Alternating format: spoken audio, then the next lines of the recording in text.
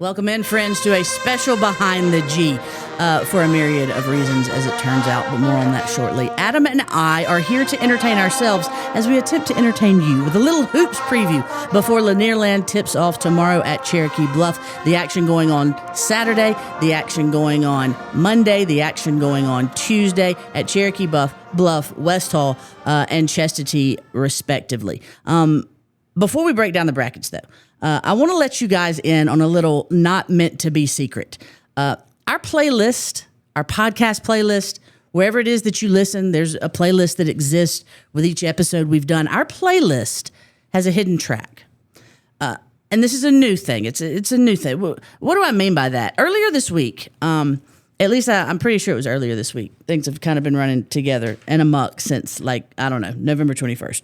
But anyway, earlier this week, we recorded our first episode of this podcast for Red Elephants, by Red Elephants, as we like to say, since the week before Thanksgiving. First episode since the week before Thanksgiving. The first episode since the one we did previewing our second round of state matchup with Brunswick. That feels like a lifetime ago. Because of a screw-up by yours truly, an honest one, mind you, but a screw-up nonetheless, the episode didn't get published when it was supposed to. That supposed to be time was the morning of the state championship game, this past Wednesday morning. You see, the whole podcast is about our football team's journey to every team's bucket list destination, and that, of course, is a title game at the end of a season. I'm telling you all this for a few reasons. One being my guilt complex about my mistake, but also these. I want to encourage you to listen to it. It's a strange admission because I make an absolute fool of myself during the episode, but I want you to listen to it. Another reason is I want you to know that we haven't been hiding. There's nothing from which we've needed to hide over these last few weeks. And then there's this. I want to give you a heads up that here in this episode and moving forward, conversations about the final 3 weeks of our football season are not on the agenda. And truth be told, they weren't a big part of the episode previewing the state championship game. Here's the real part of it, though. When we recorded earlier this week, I tried to explain our conspicuous absence from putting out the podcast. And I did a poor job of it. I'd like to make up for it here. And again, I encourage you to listen and you'll hear the differences. And hopefully it'll make more sense why I felt the need to do this. Emotions have been running a little high around here. You can imagine why. From worry to anger to sadness to anger, back to worry. When we were told we were going to get to continue our football season, there was relief with a modicum of happiness, and it was all wrapped up in this bow colored by trepidation. I don't know how y'all handle your emotions, but I get quiet when I get angry or worried or sad. I don't take to fighting verbally or otherwise. I certainly don't take to social media, and I don't air out my troubles for better or worse. And I certainly don't feign happiness. I can't. I'm not wired that way. I was angry. I needed to be who I am when that's what I feel. It was a selfish decision to not produce content. It absolutely was, but sometimes we need to be selfish. Anyone who knows me knows where I stood, knows where we all stood, and currently stand, as evidenced by the mass amounts of Gainesvillians that came to Mercedes-Benz on Wednesday. And where I stand is firmly behind each person who led the charge in protecting our young people. So all that said, and now that it's out of the way, we move forward. Left foot, right foot, breathe. Onward we stomp. Always we go with Big Red. And again, go listen to the hidden track, and you'll know even more what I mean when I say that. So now that I've gotten through all that, let's tip off the real reason for this special episode. And that's the annual tournament beginning tomorrow at Cherokee Bluff, as I mentioned earlier. That's the 66th Annual Lanierland Tournament. Adam, this is something that everybody looks forward to every year, even if your basketball team sucks. Absolutely. It's the biggest thing that goes on in Hall County almost all year long. When you talk about Hall County collectively coming together, in something that we get included in, no matter what their opinion is. So they don't let you talk in the Lanierland meetings, but they let you play in the Lanierland game. Yeah. Much to many's dismay.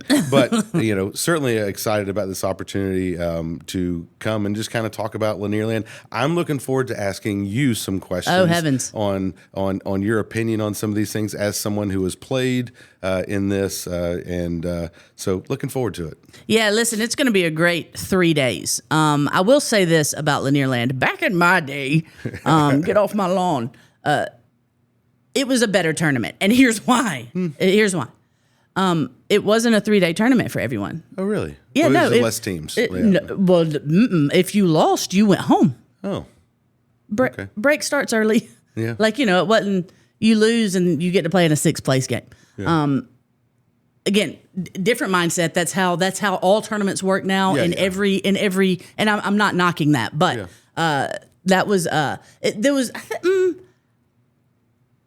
I think there was a little more motivation because of that. Well, I'm trying to think of the right way to say this because I've said this. I've said this in the Lanierland tournaments. I've been in those meetings in years past, and the committee has talked about, well, how do we make this better?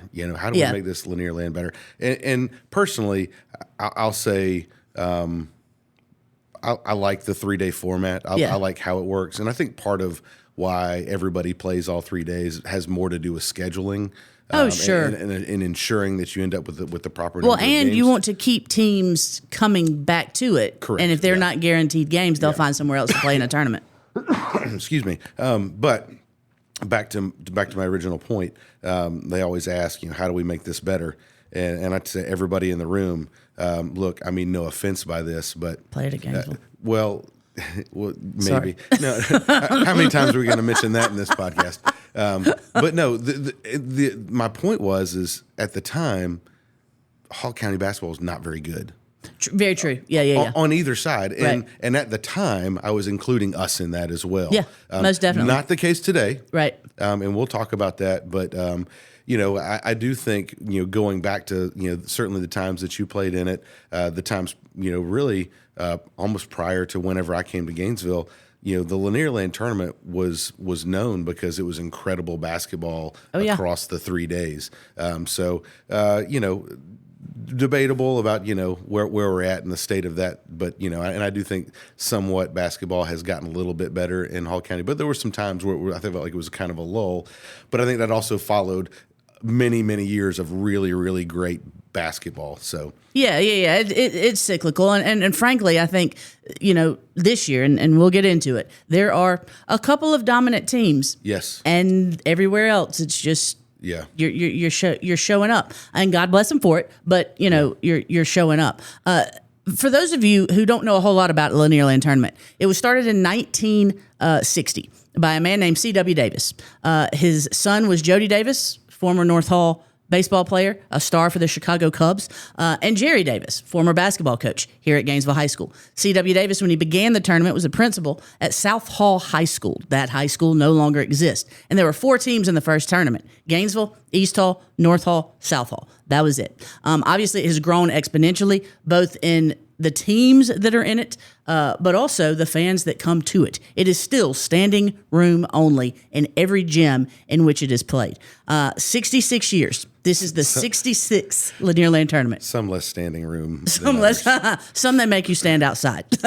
You can't get in. But anyway, 66 years of this thing. It's been going strong. Hundreds of champions. And, it's one of those things that because it is such a tradition-rich tournament, you hope it never has to go away. Absolutely. You hope it never has to go away. It is the longest-running invitational basketball tournament in the state of Georgia. Yes. And that's something to hang your hat on, Hall County, and be proud of. Most definitely. And C.W. Davis, incredible man, by the way. Loved him every time I got to talk to him, and sure as heck, love his son Jerry to death. So let's get into this year's tournament. Our girls tip it off literally. Yeah. They take on Cherokee Bluff at 9 a.m. Oh, no, they're at Cherokee Bluff. Lord's help. Yes. They take on East Hall to start things off. And then the noon girls match up. And you want to go with the girls bracket first? Yeah. Is that good? And I did a little research. Write it down. I did a little research on the entire bracket to kind of give us some things to talk about, which I'll go through this and then I'll make my topic of point here. So as you mentioned, Gainesville plays East Hall. Gainesville is the 5 seed. East Hall is the 4 seed. That game is at 9 o'clock. Gainesville goes into this game with a 3-3 record, ranked number 152 in the state. East Hall is 0-8, ranked number 455 in the state. So, obviously, I'm going to take Gainesville in that game. Again, I think we have to, number one. Number two, I really think they got a good shot at winning that one. So, any thoughts on that game before? Yeah, I mean, East Hall's struggling this year. Brad Cochran does a great job over there, but you listen, again, it's a cyclical thing. Sometimes you're going to struggle, and they're struggling this year. Only scored 12 points in their last outing.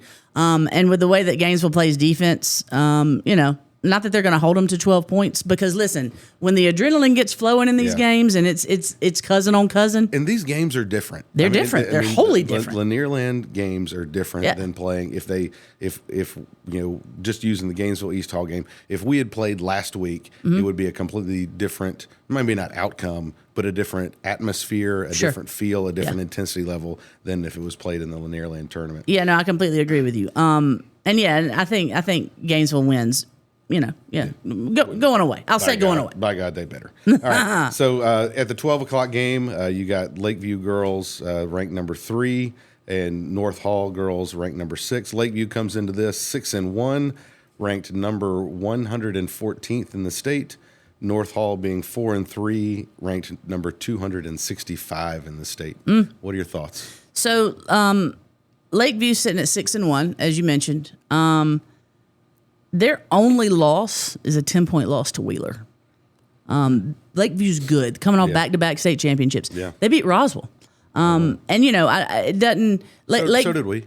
Yeah, that's very true. That's very true. But, for Lakeview to do it, I guess, is... and I just think of them, because they are a smaller school, is... They are. There's that thing where you think... not that they can't compete, but your eyes widen a little bit when you see that they do and do it so well. Lakeview's rolling right now. They've just got the mindset, I got Lakeview. North Hall has beaten East Hall twice, lost to Raven and White. They're having a good year, but Lakeview's going to roll. And correct me if I'm wrong. The Lakeview girls picked up Lakeview's first Lanierland tournament win in 2023. Is that correct? Yeah. Just want to make sure my mind wasn't leaving me there. All right, in our 3 o'clock matchup, you got the number 7 Flowery Branch playing Cherokee Bluff, who's the number 2 seed. You got Flowery Branch is currently 4-7, ranked number 426th in the state, and Cherokee Bluff at 3-4. Ranked number 188.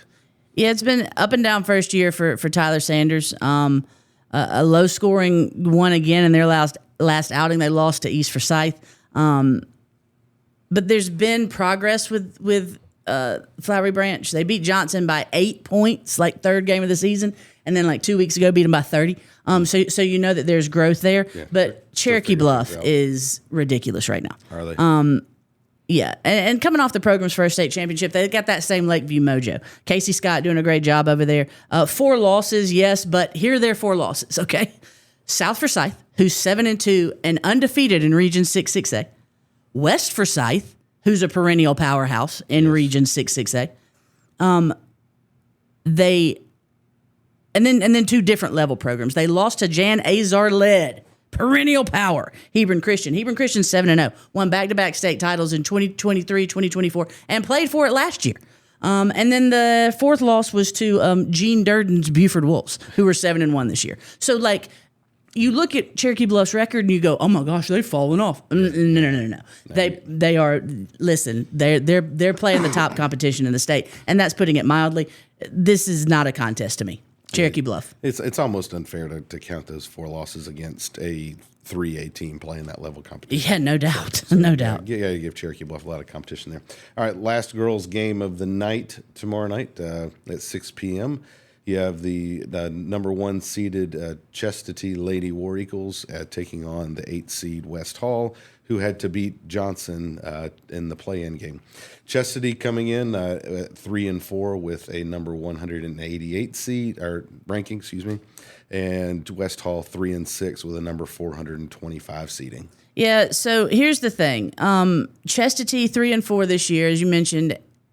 Here's what Chestatee's always going to have that nobody else is: Sutton Shirley. Yeah, those girls feed off his energy. Absolutely. And it was never more evident than the championship game last year.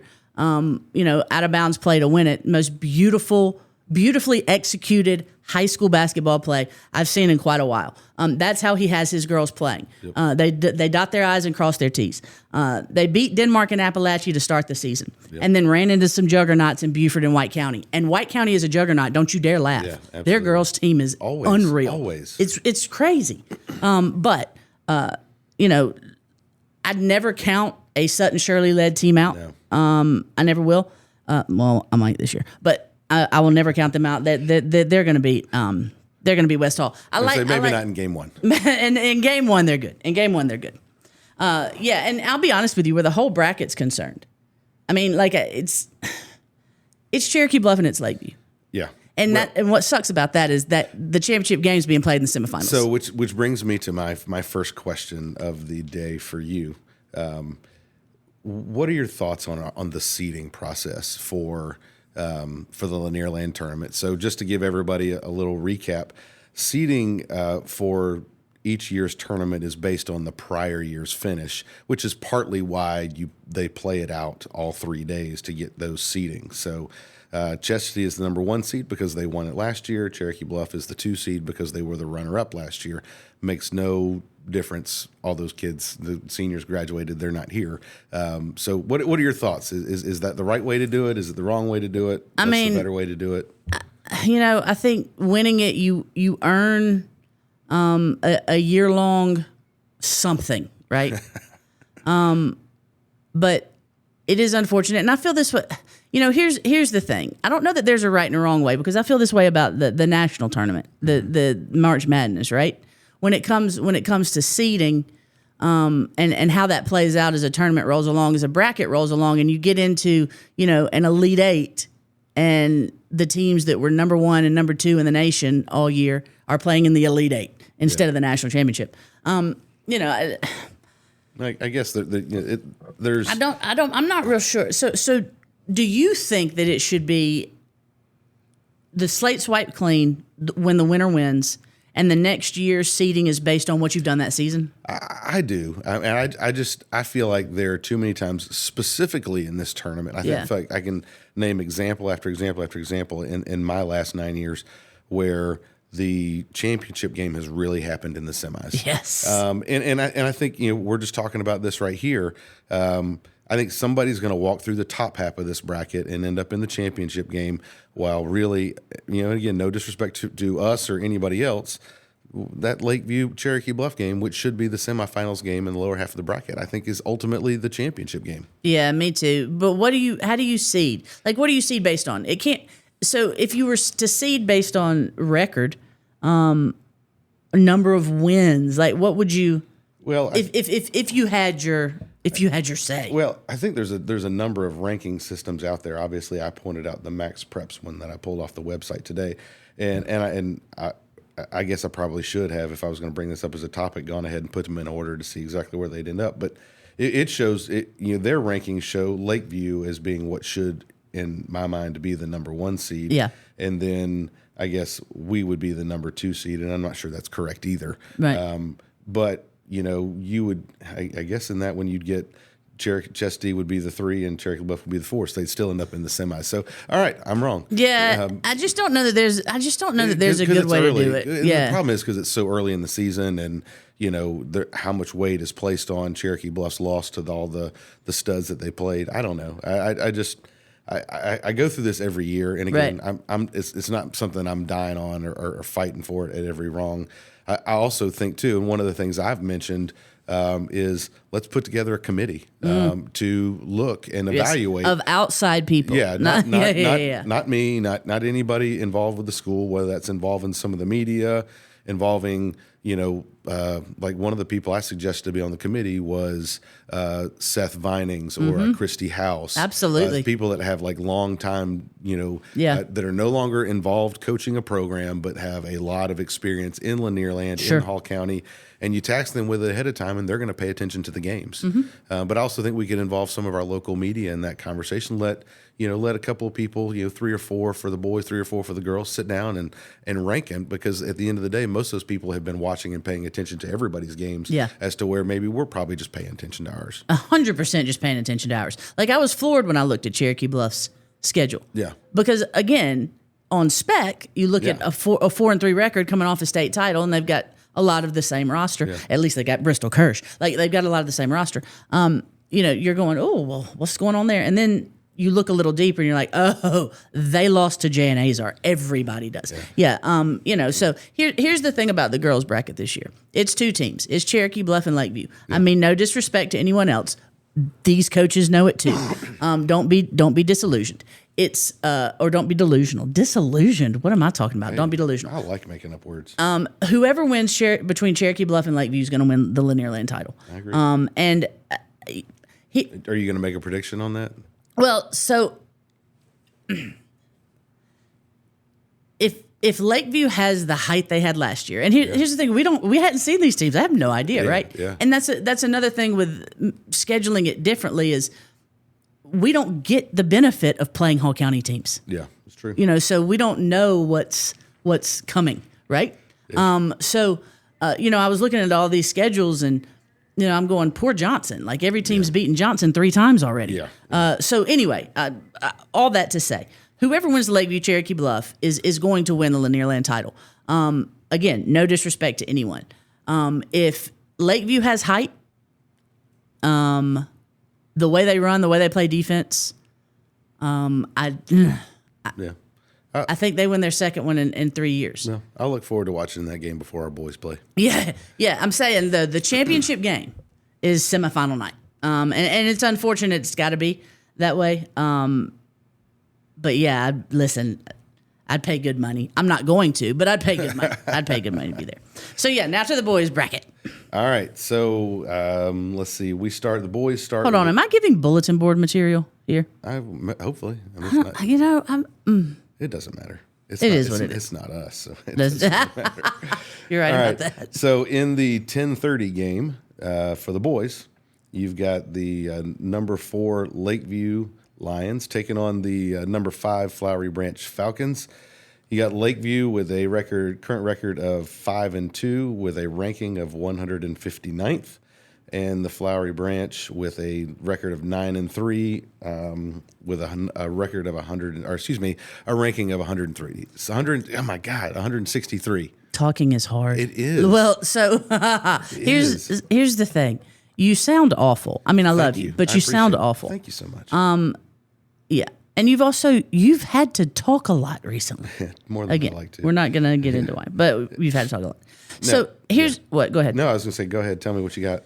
Here's the thing about these 2 teams. They both have experienced an excess of success and then a dwindling of that success, and then sprung back to an excess of success. 6 and 4 game winning streaks during the season already for Flowery Branch. They're coming in off 2 losses. Lakeview started the season with 5 straight wins. They're coming in off 2 losses as well. Simply based on talent level of teams that they've played, and the fact that I can tell who those teams are when I look at the roster. When I look at Lakeview's roster, all I see is letters. Yeah. Right? Because it's I don't know what schools it is. Yeah. I didn't look deep enough. But it's a bunch of acronyms. So I think Flowery Branch in this one now, a Benji Wood team is going to be hard to both defend and score on. That is the case year after year after year. But Flowery Branch just seems to have a little something this year. Again, 6 and 4 game win streaks. Well, I think that's what's going to be interesting. Again, lack of a better way to put it, and again, no disrespect, Flowery Branch ain't been very good lately. No, they haven't been. So for them to 9-3, 9 wins is probably a really big deal for them. Yeah. So this one, I think, this one will be interesting. I think this could set the tone for both of those teams. They pick up a win in the first round that could carry them. So, all right, 10:30, we go to 1:30. The Gainesville Red Elephants, who are the number 3 seed, are taking on North Hall, the number 6 seed. You've got North Hall is currently 5-2 with a state ranking of 217. And then the Gainesville Red Elephants are an undefeated 10-0 with a number 1 ranking in the state. Who you got in this one? you're gonna be hard pressed to get me to pick against Big Red in this one. It was a shock last year when we came in third. Yeah, absolutely. It's a shock anytime we don't come in first. And if for anyone out there laughing based on what happened on Wednesday, you know where to find me. My fists are ready. But listen, this boys, and let's talk about our boys basketball team for a minute. This is a perfect time. Yeah. We spent September through November talking about the connectivity and how important that was to success. Yeah. And when it came to our football team, right? Yeah. That this boys basketball team has that. Absolutely. They've got that thing you can't coach, that they are connected, very talented and focused. Yes, God. It's unreal. A crew that works their butt off on a daily basis. They know when they come. They find a gym. Yes. They will find a gym. No days off. Bless Charlemagne's heart. Starts out the season breaking his foot. And he's, on a little scooter. Yeah. He's on his little scooter getting around campus. It's my favorite thing to watch him in a game, rolling forward, rolling backwards, rolling off the court, And he'd try to stand up. He'd lose his balance. It was absolutely hilarious. He didn't think it. I did. But anyway, that there could have been a moment where they got a little unfocused, right? Because they had everybody likes an excuse every once in a while, right? There could have been, and nothing didn't bother them. No, I mean, but they're nobody's played a tougher non-region schedule. Holy cow, man! Dutchtown and Woodward Academy. Yeah, I mean, they did what they needed to do. And they put themselves in that place. And this is again, as we've talked about before. And I'll just say this real quickly. We have been a little bit remiss not talking about everything that's going on with basketball because we've been focused on football. And it is kind of a breath of fresh air to now be able to kind of focus on the success that this basketball team has had. They've had an incredible run. They've got enough players, like real players on the team. It's a matter of who's going to have the big night tonight. Between you talk about having a 7-footer in the middle and Quentin, who's been holding out a little bit, just trying to get healed up. He's going to be a great player. Charlie Gershmal is always on the verge of just having another breakout night. KJ, the best defender on the court if there's anybody on the court. I don't know that I have in person, and I might be speaking out of turn here because listen. We've had some great basketball players here at Gainesville, and heaven knows I watch basketball a lot. But he is, I don't want to say best. That's hyperbole. I'm not going to do that. He is the most he is one of the most. Only because I can't remember enough to say he's the most. He is one of the most impressive guards in the full court I've ever, defensively and offensively, I've ever seen at the high school level. He kind of reminds me, and they're like so not similar, but I remember like being so impressed with Rafi. Yeah. How well Rafi played on both ends of the court. He was gonna be all over you on defense. Rarely made a mistake. Made you make mistakes, and he got the layups off him. Those two kind of, very different styles, but they remind me so much of each other. Yeah, KJ is a quiet assassin, and I mean that literally. He is a quiet assassin. He just goes about his business. But I don't know that I've seen him get rattled. I don't know that I've seen him,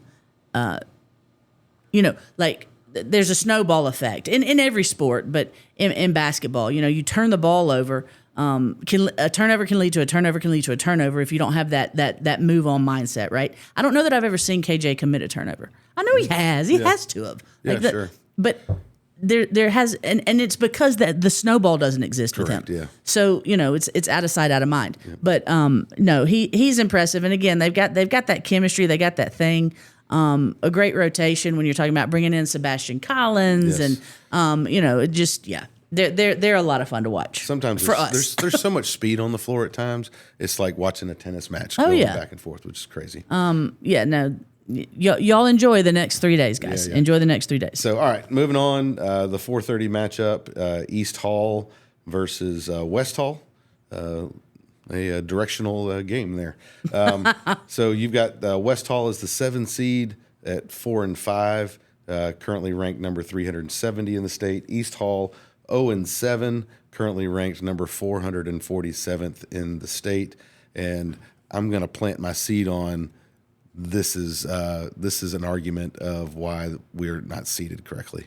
Yeah. I mean, you're right. And again, unless you come to me and say, all right, their 7 losses are to Tri-Cities, Woodward, Wheeler. Right. Unless that, again, I haven't looked at their schedule. I mean, I did look at it enough to know what their schedule was. Sure, yeah. Enough to know their record. Yeah.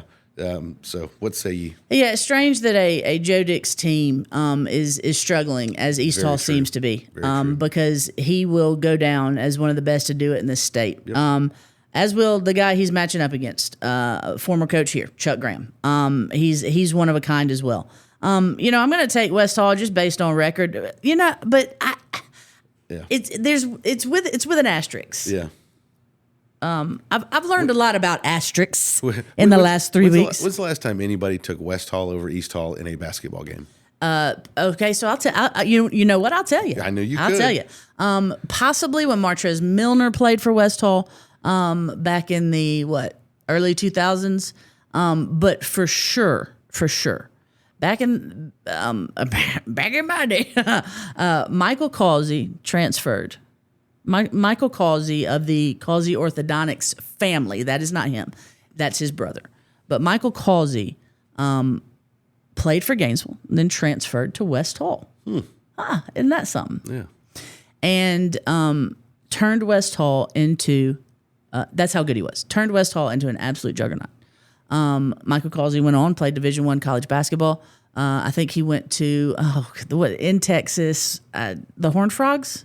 Who are the Horned Frogs? TCU. I'm pretty sure he went to TCU. I'm not 100% sure, but he played Division I basketball. At the time, he was a year younger than me, so 98 is his graduation year. At the time, East Hall had, among others, Chesley Watson, who went on to play at Virginia, and Antoine Welchel, who went on to play at Murray State. I know him. And that truly made for some. Now I don't know that people were picking West Hall because come on. Chesley and Antoine. I don't know that people were picking West Hall, but they were competitive, great games. So yeah, and again, I think there was a time in between there, early 2000s with Martrez Milner, but yeah, I got West Hall in this one, but I would never count out. If Joe Dix takes off his jacket, you never know what's going to happen. And that's all I'm saying. Certainly one of the more entertaining boys coach. We need to have that bracket too. The most entertaining coaches, because I know the champions. Yeah. I mean, I think we do. And it would not be Charlemagne Gibbons. Oh no, I always want our people to win championships. Yeah. It would not be any of it. It would not be Vanessa. It would not be Charlemagne. No. It would absolutely be Joe Dix and Sutton Shirley. Absolutely, 100%. That's easy. Let's go. All right, in the 7:30 game, the number 1 seed Cherokee Bluff and the number 8 seed Chestatee War Eagles. The Chestatee War Eagles come in with a 2-6 record, ranked number 495 in the state, and the Cherokee Bluff Bears 6-1 with a number 8 seed in the state. Yeah. So real quick before we get into the ins and outs of it, Alan Griffin could give that's our boy. Alan Griffin could give Joe Dix and Sutton Shirley a run for their money, but here's why. He'd hear we picked them, and he'd be like, "No, I'm going to outdrama them tonight." Yeah, 100%. All of a sudden, the shirt's coming untucked. His hair's always going to be wild. He's screaming at somebody, Mr. Rap. He could give him a run for their Alan money. Griffin, one of our favorite people. Absolutely. So yeah, look, Cherokee Bluff should be the number 1 seed, obviously. Well, no. Gainesville should. You're right. My bad. Oh my gosh, what am I talking about? Oh, I think we've got to go edit. I think I just threw up a little bit in my mouth. Anyway, so Josh Travis has done a great job with the Bears since he got there. Their only loss this year is to Grayson. I mean, they beat Lovett by 2 in their last game. They're feeling it a little bit. The War Eagles are the other side to that story. Stevens County, Johnson, the only two wins for them. Cherokee's gonna win this one going away. Yeah, and so I think we both have our 2 finalists as us, the Gainesville Red Elephants, taking on the Cherokee Bluff, which actually, for the first time in a long time, should actually be the championship game. So Let me see, hold on. Let me see that. See, I don't have the bracket in front of me. I just have on my notes I took at 6 this morning. Yeah, they're on the opposite sides of the bracket. So they actually would Cherokee Bluff and Gainesville. Yeah, I mean, you know. Crazy enough. How surprising is that? So here's my. I had a question, and it's absolutely left my mind. But who do you think is coming out of our side of the bracket with the girls? It's going to be Chess T and Gainesville playing in the semifinals. Yeah. Gosh. I don't think I'm legally allowed to pick against Gainesville. Yeah. That may be somewhere in my contract. So. Yeah. So here's the thing. And I don't know. Ignorance is bliss and plausible deniability. I don't know what I'm allowed to do. Here's the thing. If Chess T has height, which they will. Yeah. Yeah, they'd always. It's going to be a tough road to hoe. It is for our girls, and I hate that. Yeah, you know, we are a guard driven team. Yeah. We are a guard driven team. Not that we don't have low post players. We've got, but we are a guard driven team. We are. You know, and that's If Chess and I hadn't seen Chess T's team. I have no idea. I do know that Sutton Shirley, every time he sees me, worries the Kjorn. Do you know what Kjorn means? Have you ever heard of Kjorn? You just made How many of you word. out there have heard of Kjorn? Does that go QW? I don't know how to spell it. Oh my God! I don't know how to spell it. Words you don't know how to But spell. he worries me to death. How your girls looking? How your girls looking? How your girls looking? And I'll always say standard line better than yours. You know, that's my standard line for everybody. Just understand but that. If Chess T's got height, it's going to be a tough road to hoe. We're going to give anybody a hard time because we play great defense. Yes. Yep. We're going to give anybody a hard time because we play great defense. We're going to give anybody a hard time because we dive on the floor for loose balls. Mm-hmm. But again, there's certain things you can't coach. You can't coach DNA. No. It just is what it is. Well, but also, and again, I hate to even be arguing this side of it.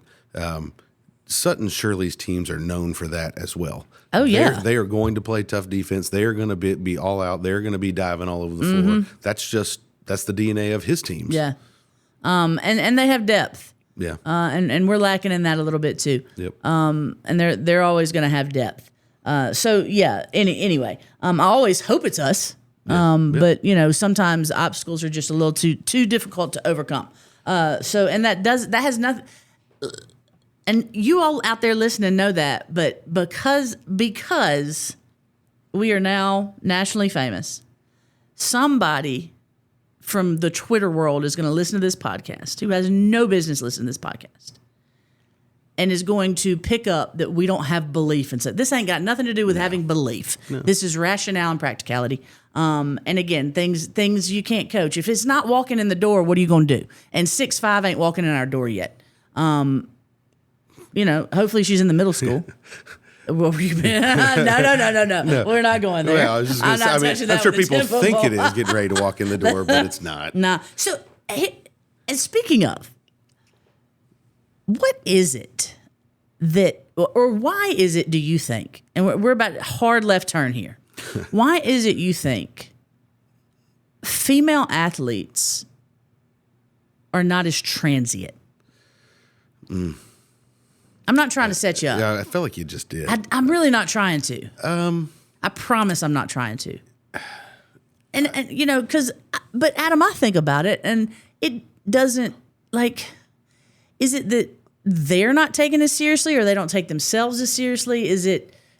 You know? I think there's a lot of all of the above. Yeah. You know, I think, as we know, we don't, and I think we partly had this conversation with Vanessa when she talked about how if she went over to Centennial and pulled 10 boys and said, "Hey, what do you want to be when you grow up?" that 10 of them would, or 9 of them would say, "I want to be a professional athlete." Yeah. You pulled 10 girls over there, maybe one would. You hope. Yeah. Yeah. Maybe one. I think that, you know, certainly plays into it, that girls don't grow up with this mentality of, I want to be a professional athlete or I want to go to college and play. I think that first and foremost plays a lot into it, and unpopular opinion, and I'll just say it. I don't think when it boils down to it that parents are always as willing to put the same effort into it for their daughters as they do for their boys. That's for sure. And I'm not trying to be disrespectful, but you know, you think about it. I think about it a lot too. And I think just between those two, it just doesn't happen. Yeah. Yeah. I also think there's this, boys, you've always heard boys can be coached differently. Like if you coach. So I think there's this, when there is movement, usually it's because the individual athlete wants to get better and sees a coach that can make them better. Absolutely. I don't know that girls are conditioned to want to be pushed like that. You know what I mean? Right. And so, yes, I agree with everything you said, and I think that's part of it. But I also think there's this part that it's sort of like, well, I'll just be who I end up being. Yeah. Instead of, no, it's important I reach my potential.